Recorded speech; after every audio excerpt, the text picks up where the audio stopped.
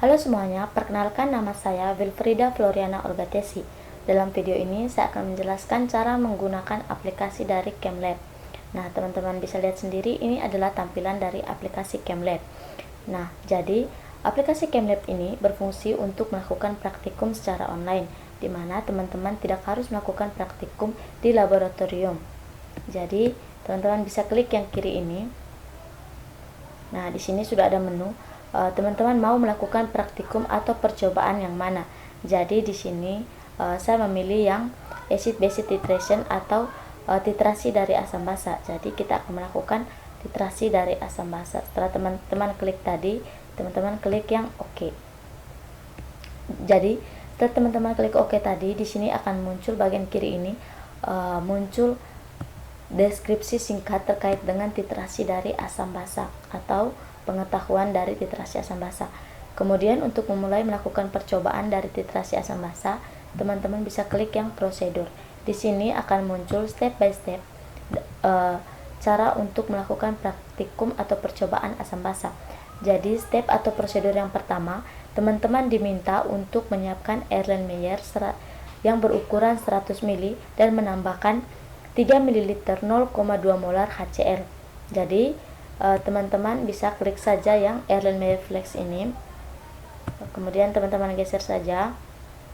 Lalu untuk melihat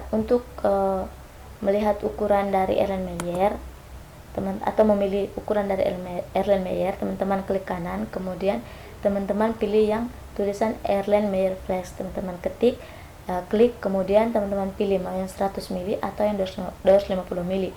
Karena disuruhannya itu yang 100 ml, maka kita klik saja yang 100 ml.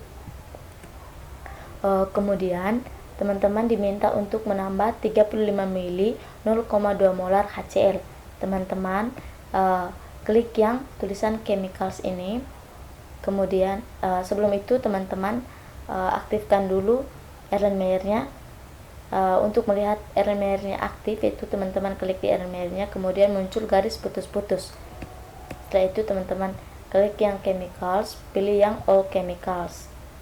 Kemudian teman-teman diminta tadi menambahkan HCl. Teman-teman pilih yang HCl, kemudian volumenya itu tadi diminta sebanyak 35 ml. Nah, setelah 35 ml teman-teman bisa klik OK. Jadi teman-teman bisa lihat perubahan pada Erlenmeyer-nya sudah terisi 35 ml 0,2 molar HCl. Kemudian teman-teman pada step yang kedua ini, teman-teman diminta untuk menambahkan indikator phenolphthalein sebanyak 2 tetes. Jadi di sini teman-teman, di sini pada step kedua tadi diminta untuk menambahkan indikator phenolphthalein sebanyak 2 tetes. Nah, untuk itu teman-teman bisa aktifkan lagi Erlenmeyer-nya, kemudian pilih kembali yang chemicals, kemudian pilih yang indikator. Nah, teman-teman di sini ada pilihan, jadi teman-teman pilih yang phenolphthalein. Kemudian teman-teman bisa klik bagian atas ini untuk menambah, kalau yang bawah ini untuk mengurangi. Jadi kita pilih yang bagian atas untuk menambah sebanyak 2 tetes. Kemudian teman-teman tinggal klik OK. Nah, jadi dalam Erlenmeyer ini sudah berisi indikator phenolphthalein sebanyak 2 tetes. Kemudian pada step yang ketiga ini, teman-teman diminta untuk menampilkan nilai pH di bawah Erlenmeyer. Nih, step yang ketiga, untuk menampilkan nilai pH ini, teman-teman bisa langsung klik yang equipment. Kemudian teman-teman bisa pilih yang bertuliskan pH meter ini. Nah, teman-teman bisa lihat sendiri. Di sini sudah muncul di bawah Erlenmeyer sudah ada tulisan pH. pH di sini 0,70. Kemudian untuk ya step yang keempat atau prosedur yang keempat itu, teman-teman diminta untuk collection data. Untuk bagian step keempat ini, teman-teman bisa klik kembali Erlenmeyer-nya, kemudian teman-teman pilih yang prosedur, lalu pilih yang collect titration data. Teman-teman bisa klik. Nah, setelah itu setelah teman-teman pilih yang collect titration datanya, teman-teman bisa lihat pada step yang kelima ini, teman-teman diminta untuk memunculkan grafik dari titrasi yang akan kita lakukan. Nah, kita klik kembali Erlen Meyer-nya, kemudian klik kembali yang prosedur, kemudian kita pilih yang view titration data. Nah, teman-teman bisa lihat untuk view titration datanya sudah muncul di bagian sini. Kemudian untuk step yang keenam di sini dia menyuruh untuk menyiapkan buret, yang berisi NaOH 50 ml. Jadi kita bisa klik saja buretnya bagian atas ini. Nah, di sini kita pindahkan dulu Erlen Meyer-nya di bawah mulut buret. Kemudian kita klik buretnya, kita pilih yang chemicals. Di sini kita pilih yang all chemicals. Nah, tadi diminta teman-teman untuk menambahkan NaOH 0,2 molar.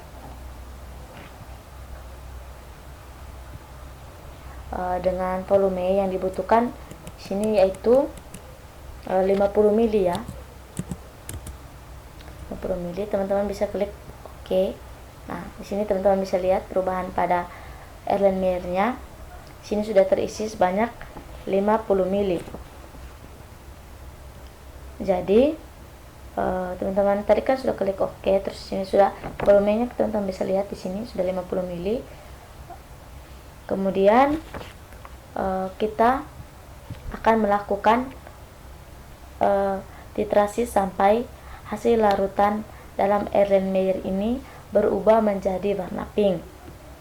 Jadi untuk memulai titrasinya, teman-teman bisa klik anak panah bagian kanan ini untuk memulai, sedangkan anak panah bagian kiri ini untuk berhenti melakukan titrasi.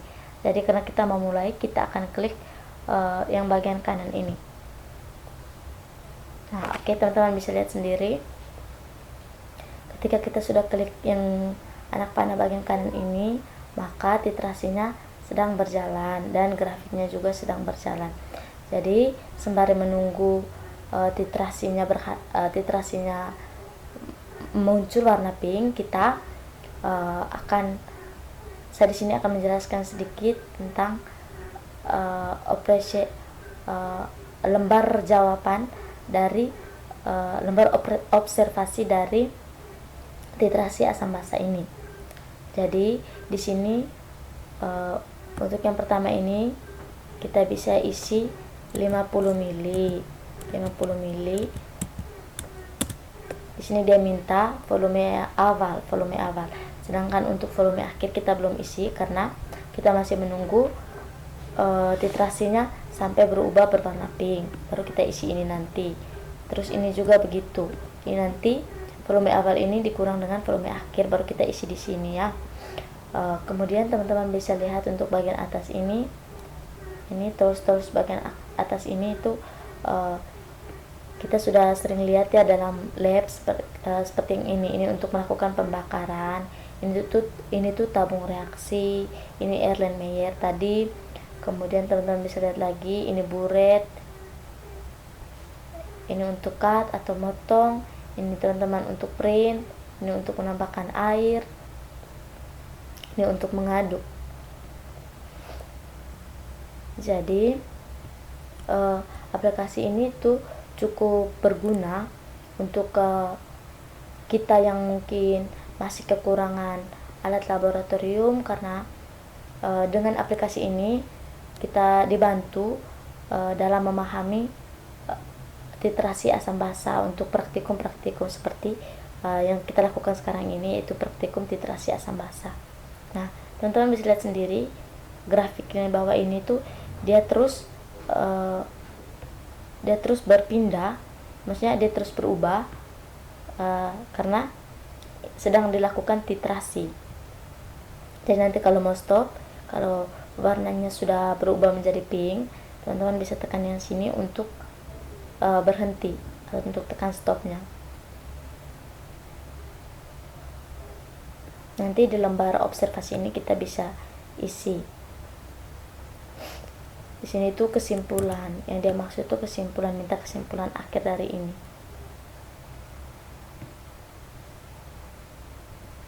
Teman-teman bisa isi untuk ini.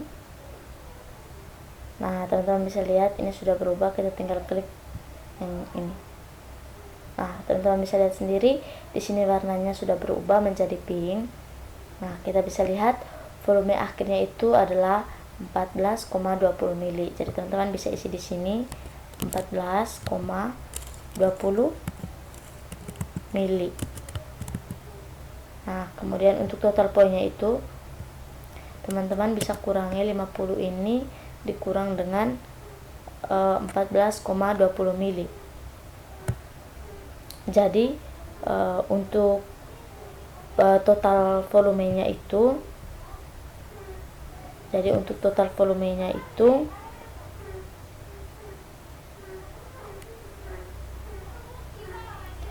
sama dengan 35,8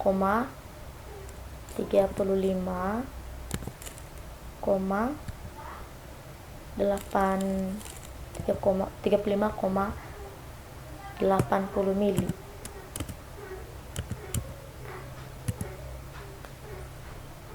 Jadi untuk grafiknya teman-teman bisa lihat ini untuk grafiknya, dan untuk pH nya itu dia menjadi 11,35. Teman-teman bisa lihat sendiri. Kemudian di sini kita bisa menjawab atau kita bisa memberikan kesimpulan bahwa kita bisa simpulkan bahwa pada akhir, bahwa kita bisa tulis begini, bahwa pada akhir titrasi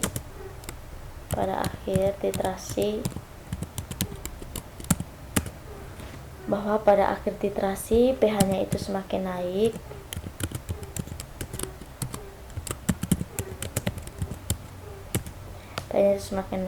jadi dapat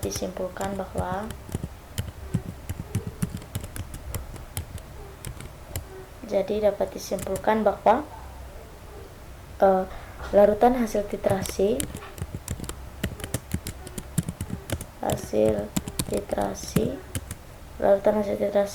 bersifat basah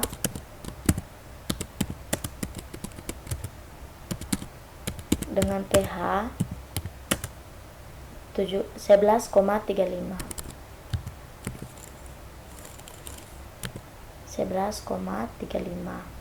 Kenapa dibilang basah? Karena pH-nya itu semakin naik. Kalau normal kan 7, netral. Kalau netral kan 7. Kalau 7 ke bawah berarti dia asam. Kalau 7 ke atas dia basah.